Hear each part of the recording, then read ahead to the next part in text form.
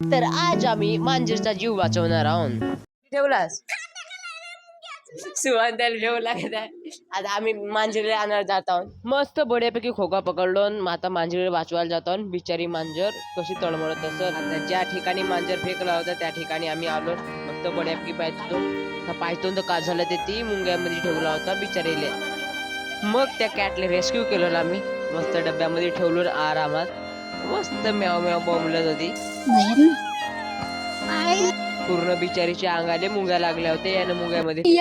तिल का म्हणशील मांजर 5 लाख रुपये दे ना आपल्या पोराला घेऊन जा. शिवाजी देशकरच्या घराच्या समोर आहे.